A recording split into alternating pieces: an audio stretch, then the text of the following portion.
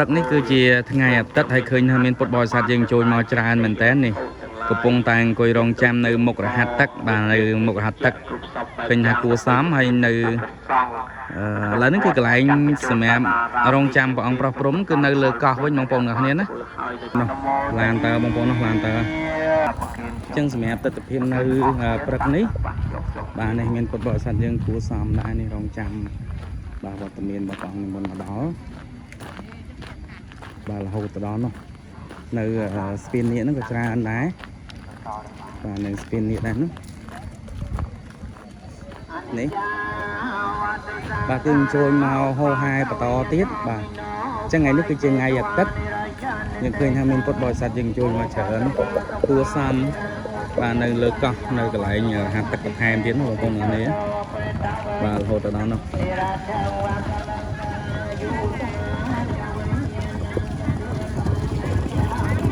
ចឹងនេះ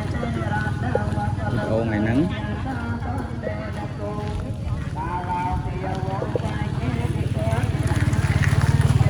បាទនេះយើងចេញទៅវិញបាទតាមស្ពាននេះ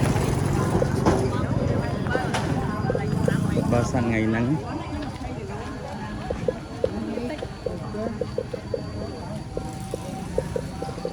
សម្រាប់នៅកន្លែងនេះក៏ចាក់ថ្នល់កស៊ូដែរ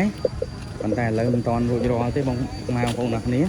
ហើយមិញហ្នឹងខ្ញុំបង្ហាញបងប្អូនពីទស្សនវិជ្ជានៅលើកោះឥឡូវបន្តិចទៀតនេះខ្ញុំនឹងបង្ហាញនៅវត្តវិញបងប្អូនអ្នកគ្នាមុនទៅខ្ញុំបង្វិលមកជុំសិនបាទបង្ហាញពីទីតាំងមួយនេះបង្វិលមកជុំសិនកន្លែងនេះគឺជាទស្សនវិជ្ជានៅមុខស្ពានបាទយើងចេញមកកន្លែងនេះនោះគឺផ្លូវទៅខ្លងទ្វារទី5បងប្អូនអ្នកគ្នានេះខ្លងទ្វារទី5ហើយយើងកន្លែងមកចំនេះវិញគឺចំជាមួយនឹងសាលាឆាន់តែម្ដងបរិវេណនៅមុខសាលាឆាន់នេះគឺមានការចាក់សាបចាក់រួចរាល់ហើយបាទទីតាំងហ្នឹងគឺចាក់សាបរួចរាល់ហើយនេះពុទ្ធបរិស័ទចូលមកបន្តទៀត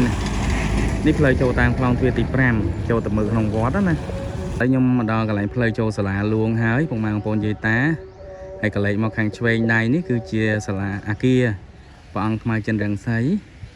ហើយនេះសាលាឆាន់ដែលយើងមើលចំពីមុខតែម្ដងកន្លែងនេះយើងមានចដាឡើងបាទចដាឡើងហ្នឹងគឺមានចដាមាននេះអមសងខាងទៀតបងប្អូនអ្នកគ្នាបាទធ្វើជារូបនេះ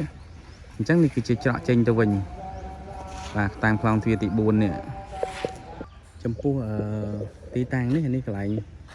បើយើងមើលទៅចំខាងមុខចេះអាគារបងខ្មែរចិនរង្សី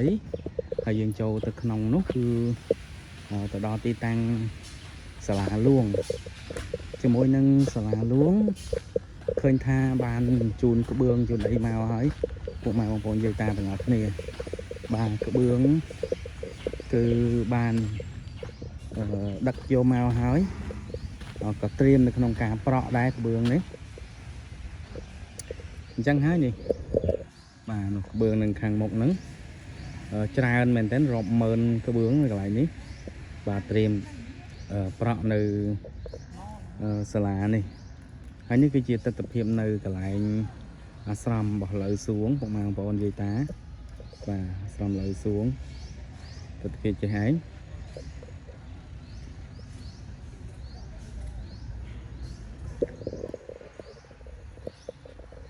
អញ្ចឹង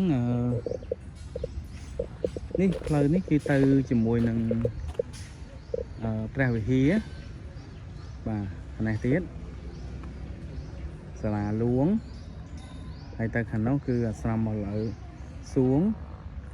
ខាងនេះអាគារចិនរង្សព្រះអង្គចិនរង្សីបងខ្មៅហើយនោះគឺសាលាឆាន់ផ្លូវចូលទៅខាងក្នុងរបស់សាលាលួងហើយនេះមកប៉ែកខាងចំហៀងនេះមានសាលាលួងហើយកន្លែងនេះមានថ្មម៉ាតថ្មអីច្រើនណាហើយយើងត្រៀមក្រាលនៅសាលាលួងហ្នឹងហើយមើលទៅនេះវាយើងកន្លែងតែចេះវិញចំនោះគឺជាសាលាឆាន់ហើយខាងនេះគឺសាលាលួងឃើញទេបាទយើងកន្លែងមកខាងនេះគឺជាផ្លូវទៅឯមហាកតនេះផ្លូវទៅមហាកតហើយកតទាំង3កតអីហ្នឹងគឺនៅចំនឹងឯងហើយនេះគឺជានេះខ្លងទ្វារទី6បងប្អូនអ្នកគ្នាបាទអញ្ចឹងខ្ញុំស៊ូមទៅមិនសូវច្បាស់ប្រហែលទេនេះគឺជាទីតាំងនៅម្ដុំនេះបាទខ្ញុំបង្ហាញមកជុំខ្លួនខ្ញុំតែម្ដងទៅបាទនេះគឺសឡុំពុកម៉ែបងប្អូនយាយតាស្គាល់ហើយនេះគឺជាផ្លូវចេញទៅ ខាងក្រៅវត្តបាទនេះតាមសៀតាមលបងហ្នឹងគឺមានផ្លូវកស៊ូមួយខ្សែហើយនេះបើសិនយើងកលែកមកចេះមកយើងនឹងឃើញនៅសឡុំហើយមានរូបស្ដេចវេស្សវណ្ណនេះស្ដេចវេស្សវណ្ណកំពុងឈរនៅបងប្អូនឃើញទេបាទប្រហែលព្រិលតិចហើយនេះបាទរូបស្ដេចវេស្សវណ្ណនៅកន្លែងហ្នឹងឯងផ្លូវកន្លែងនេះគឺមានរូបសំណាក់ពីរនៅកន្លែងនេះគឺជារូបសម្មាក់របស់ព្រះសីវលីពុកម៉ែបងប្អូននិយាយតាមអស់គ្នាហើយនេះគឺជារូបសំណាក់របស់ព្រះសាមេត្រីនៅចំនឹងតែម្ដងហើយនេះគឺជាច្រកចេញទៅឯប៉ែកខាងខ្លងទ្វារទី1នោះបាទខ្លងទ្វារទី1ខាងមុខនោះអញ្ចឹងនេះកន្លែងច្រកចេញខ្លងទ្វារទី2នេះគឺបងគាត់កាប់ដើមឈើខ្លះបាទលួសមែកខ្លះហើយនេះគឺជាច្រកចេញបាទរបស់ខ្លងទ្វារទី2នេះឃើញទេបាទនៅខ្លងទ្វារទី2ហើយកន្លែងនេះគឺត្រៀមសាងសង់មកកន្លែងទៀតដែរនេះការដ្ឋានណាអញ្ចឹងតាមនឹងមកនេះកន្លែងវាទីនេះគឺត្រៀមធ្វើប្រាសាទប្រភូបងប្អូនទាំងគ្នានៅពេលឆាប់នេះហើយបាទពុកម៉ែបងប្អូនតាមដានទស្សនាទាំងអស់គ្នាកន្លែងនេះគឺជាប់ខ្លងទ្វារទី2ហើយផ្លូវនេះគឺចំជាមួយនឹងព្រះវិហារតែម្ដងនេះឃើញទេបងប្អូននិយាយតាបាទចំជាមួយនឹងព្រះវិហារដែលធ្វើតសធ្វើអីបានរួចរាល់ច្រើនដែរអញ្ចឹងនេះគឺជាខ្លងទ្វារទី1នេះបានរួចរាល់បានប៉ុណ្ណឹងមានការបិទក្បាច់មានការអីបានប៉ុណ្ណឹងឯងពុកម៉ែបងប្អូនហើយសម្រាប់បងប្អូនដែលធ្លាប់តាមដានទស្សនាខ្ញុំ channel ខ្ញុំដឹងហើយកន្លែងនេះគឺជាការសាងសង់នៅចេតិយទាំង3បាទចេតិយទាំង3ហើយជាប់កន្លែងនេះគឺមានដើមឈើមានអីបាទច្រើនគួរសមដែរបងប្អូនទាំងគ្នាបាទហើយនោះគឺជាផ្លូវទៅកន្លែង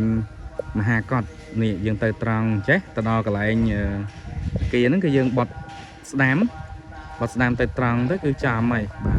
ហើយបើសិនជាពុកម៉ែបងប្អូនយើងគាត់ធ្វើដំណើរបត់ឆ្វេងមកតាមនេះបាទគឺចំជាមួយនឹងខ្លងទ្វារទី2នឹងឯងមុខវត្តនេះកន្លែងនេះគឺប៉ុស្តិ៍យាមកំពុងតែធ្វើនេះបាទប៉ុស្តិ៍យាមហើយបរិវេណនេះគឺលបងគឺទៅធ្វើរួចរាល់បានប៉ុណ្ណឹងបាទអញ្ចឹងបង្ហាញបងប្អូនពីទស្សនវិជ្ជានៅខាងក្នុងបន្តិចបាទកន្លែងចេតិយនេះគឺមាន3បងប្អូនឃើញទេអញ្ចឹង3ហ្នឹងអា2សងខាងគឺប្រព័ន្ធគ្នាហើយកដាលរៀងធំបន្តិចបងប្អូនណាបាទរៀងធំបន្តិចជាមួយនឹងខឿនគឺបានចាក់ក្បាច់បែបនេះរៀងក្បាច់អត់ក្បាច់ញ៉ៃច្រើនទេហើយឃើញថាសម្រាប់មួយរយៈដោយសារតែជាងគាត់រវល់ធ្វើខាងមហាកតណាតាមដំណឹងមកបាទអញ្ចឹងកន្លែងនេះអត់សូវបញ្ញាប់អីទេក៏បាទសម្រាប់សិន